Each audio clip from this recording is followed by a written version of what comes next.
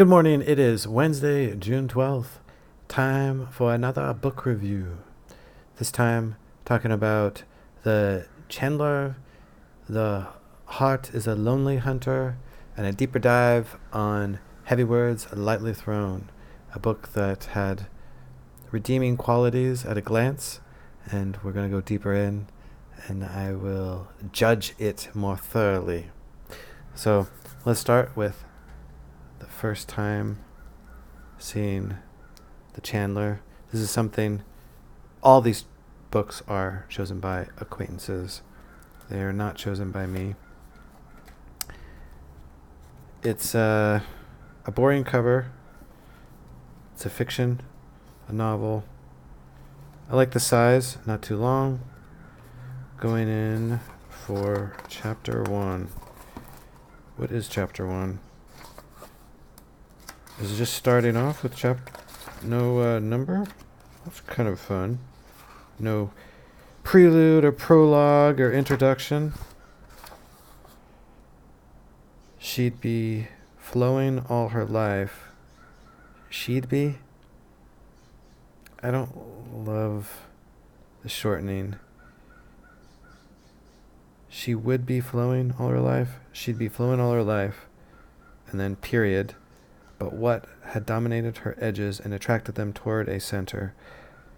What had illuminated her against the worlds and given her intimate power was the secret. Ooh, the secret. She'd never know how to think of it in clear terms, afraid to invade and dissolve its image. So far, much ado about nothing. It's a long starting paragraph. Continuing.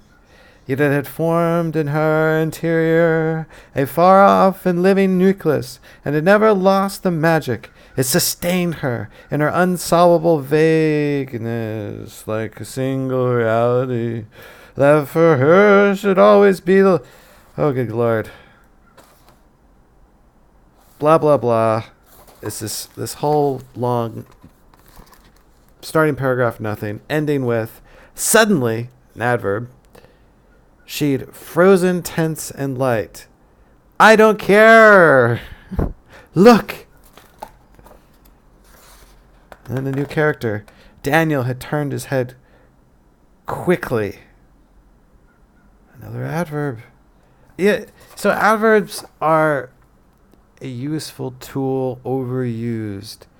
They are a crutch and should be taken away or replaced with therapy, replaced with longer descriptions, or not, for the most part, existing. So either take it out or give a better description,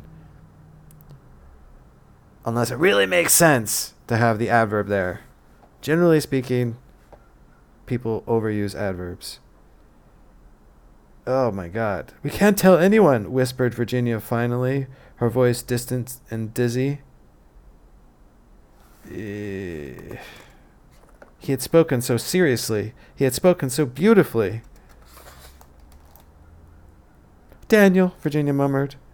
I can't even... Is this a romance? Jesus Christ. There's no bodice ripping on this cover. It's like ceiling wallpaper. That's kind of cool joinery, actually. Anyway, it's a pass. And to clarify, this is a pass as in trash. I should probably vary. Last time I said the rhyme book was a it passed. But this is a pass as in going in the trash. All right, moving on. The heart is a lonely hunter. Kind of a bleak picture as a cover. Oh, I like the inside. So far, so good. An older book. Copyright 1940. Blah, blah, blah. Talking about the author. Don't care. And starting in, no prelude, prologue, quotes or anything. Just right in. That's another good sign. In the town, there were two mutes. And they were always together. That I like. In the town, there were two mutes, and they were always together. I can picture that. It's simple. It's kind of a fun image. Early every morning, they would come out from the house where they lived and walk arm in arm down the street to work. The two friends, you don't need to say they're friends, it's clear that they're friends, were very different. Okay, that's a bad line. The two friends were very different. Just tell me how they're different. The one who always steered the way was obese and dreamy Greek. Dreamy Greek? That's an odd way to say that. In the summer, he would come out wearing a yellow or green polo shirt stuffed sloppily into his trousers. See, that adverb, it's not bad there. Like it's okay to have that adverb there, I think. I also like the what is that, alliteration? Shirt stuffed sloppily in his trousers in front and hanging loose behind. I like that image. When it was colder, he wore blah, blah, blah, blah, blah. His face was a bit too much on the description. Every morning, the two friends walked silently. Again, talking about walk. I'm torn. The thin mute, so fat and thin, got it, both mutes. In the late afternoon, the friends would meet again. Blah, blah, blah. In the dusk, the two mutes walked slowly. More walking. Skipping ahead. The two mutes had no other friends. All right, I'm done. Yeah. I wanted to like this, but I don't give a shit about these two characters. They're mute. One's fat, one's skinny. They're friends, and they love to walk. How exciting! Wow! I can recognize these older books have a stately pace, take a while to get warmed up, but what does that have to do with the cover? Nothing to do with the cover. Alright, I'll jump way ahead towards the back. Then suddenly, Antonopoulos made a slow circle in the air with his plump forefinger. His finger circled towards Singer, and at last he poked his friend in the stomach. The big Greek smile grew very broad. Oh, good Lord. This is going to be a lot of mute talk, isn't it? A lot of struggle to describe them communicating with their hand. Oh, I can't. I think this is a valid experiment that probably made the author a better writer, but this book, unfortunately, is a pass into the trash. And now back to the reason behind the rhyme. Now, initially, I saw some good signs. I thought it was interesting. This is a folklore nonfiction. But as I dived in, there was commentary. This is a 2005 maybe? Commentary about the goings on in the UK, I believe. 2004. And a little too political. You can make some light comments, making it relevant to the modern day, I think is fine.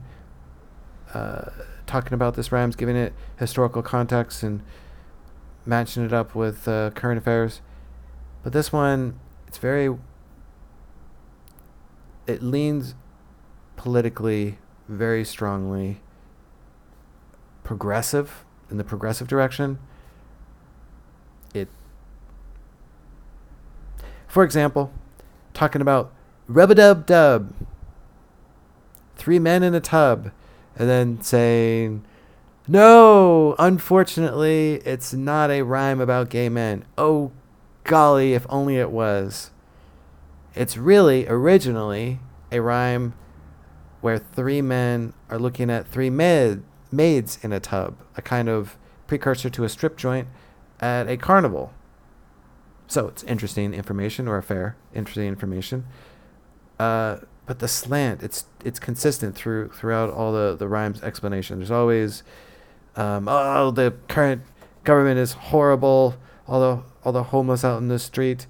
This is 2004, talking about racism in the current day and age, and then also saying that, but the racism isn't in the rhymes.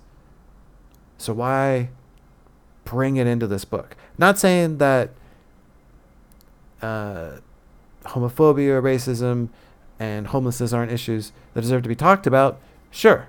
But why pack a book about nursery rhymes with that kind of political discourse? That's not how this was presented. The reason behind the rhyme. How much shorter would this book be if it just gave the history of the rhyme? A little flavor is fine, but it goes beyond. Yeah. I gave it a shot, but on a deeper review, it falls short, and it is sliding ever so slowly. And oh, there it goes into the trash. Return next week for another edition of Rapid Book Review. My book review rapidly. Gonna use some adverbs. Gonna